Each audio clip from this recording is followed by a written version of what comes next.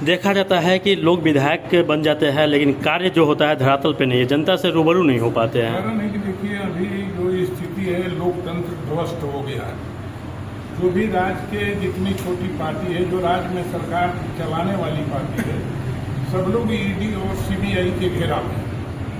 पहला नंबर। दूसरा नंबर है कि ट्रांसफर पोस्टिंग के भी आप जानते हैं कि बिना पैसा के ट्रांसफर पोस्टिंग, चाहे सीओ को हो, बीडीओ को हो, एसडीओ को हो, डीएसपी को हो, एसपी को, कलेक्टर को, बिना पैसा का पोस्टिंग भी नहीं हो रहा है।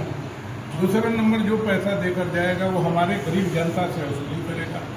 इसलिए लोकतंत्र बहाल करने के लिए पहले जो सिस्टम था कि जो भी विधायक सांसद बनता था ओकरा सांसद से उसके क्षेत्र में अधिकारी लोग जाते थे तो समाज का सेवा अच्छा तरीका से करते थे, इसलिए कि विधायक और सांसद का ले आया हुआ अधिकारी है। मगर अब ऐसा हो नहीं रहा है और इस कारण से आपका चाहे एमपी हो चाहे एमएलए हो, उनकी थानेदार से लेकर ब्लॉक अधिकारी तक बात नहीं मानता है।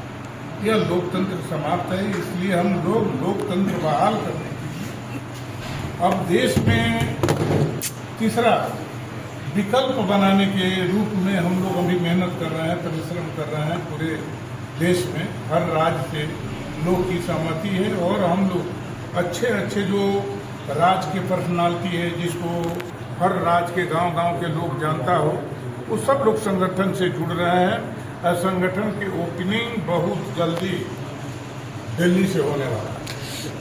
आरा में जो हाल ही में इनकाउंटर हुआ है तिवारी करके, इस मामले में आप किस तरह से देखते हैं? क्या देखिए, आरा का जो घटना घटा है वो लड़का समाज सेवा में लगा रहता था और वह जो हाथ में लोग कहते हैं कि पिस्टल था, लेकिन पिस्टल वो हाथ से अपना फेंक कर सिलेंडर कर दिया जी। सिलेंडर करने के बाद कोई अधिकारी को गोली चलाने की अनुमति नहीं होनी चाहिए। यह दिन दहाड़े ये लोग हत्या के रूप दिए हैं, इसलिए ये बहुत गलत है।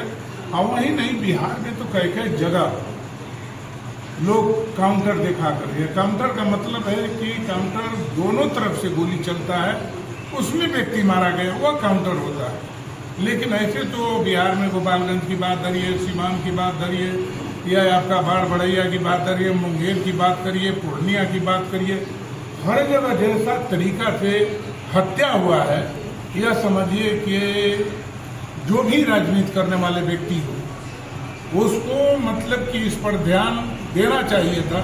मगर कोई राजनीतिक बड़ी पार्टी हो जो राज्य में राज करता है और जो राज करके अभी राज्य से बाहर है, सरकार से बाहर है, वो लोग भी ध्यान नहीं देते हैं। इस कारण से और जो भी हो सरकार को प्रशासन पर अंकुश लगा के रखना चाहिए, न कि छूट देना चाहिए कि जो भी इच्छा करे, चाहे निर्दोष गोली मार दीजिए, निर्दोष लोगों को जेल भेज दीजिए। यह तो बड़ी परंपरा खराब होते जा रहा है। इसलिए हम लोग चाहते हैं कि एक नया रूप देश में लोकतंत्र और संविधान के रक्षा के लिए हम लोग एक संगठन बना रहे हैं। और आप लोग जानते हैं इस बात कि पहले की जो परंपरा था, जो लोकतंत्र संविधान बोलता है कि यदि एमपी एमएलए कलेक्टर के या एसपी के कार्यालय में जाते हैं किसी काम को लेकर, तो उसको आकर के गेट और दरवाजा को खोलना है और जब तक एमपी एमएलए मंत्री बैठ नहीं जाता है तब तक डीएम एसपी पहले बैठता नहीं था। चाहे डीजीपी हो, चाहे बिहार सरकार की कमिश्नर हो, एमपी एमएलए मंत्री को बैठने के बाद ही अपने कुर्सी पर बैठता था। यह परंपरा जो समाप्त हुआ है, इस कारण से हमारे लोग किसी ऑफिस में जाता है तो उसे अधिकारी लोग ठगने का काम करता है और पैसा वसूली करने का काम करता है।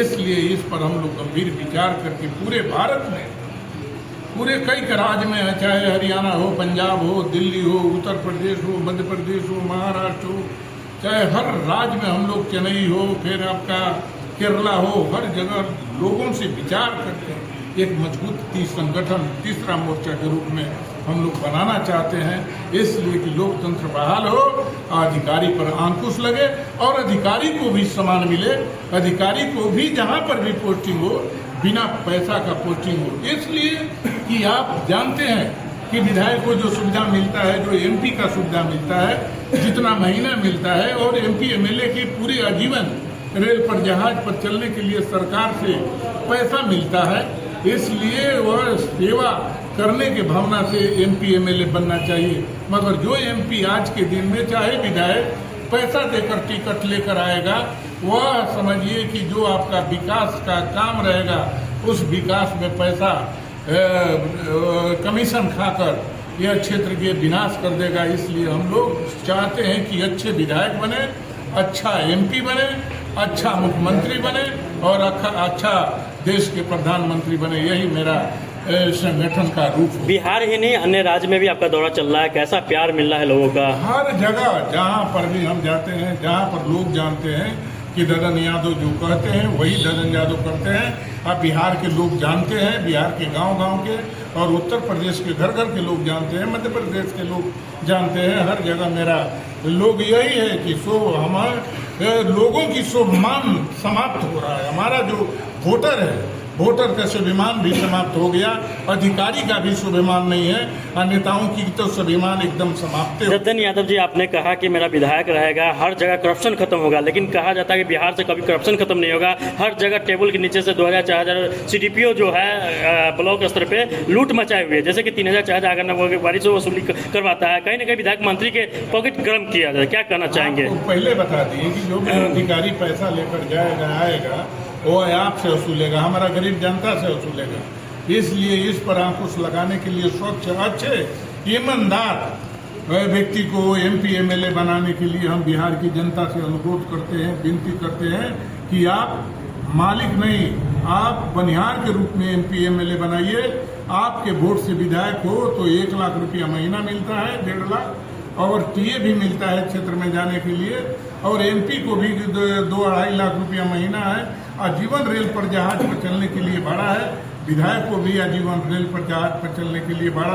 एक बार विधायक बन जाने के बाद, एक बार एमपी बन जाने के बाद यह सारी सुविधा जीवन भर में, जब तक श्मशान घाट पर नहीं जाता है तब तक यह सुविधा मिलता है। तो यह जनता के वोट का देन है, जनता के वोट का कीमत करना चाहिए।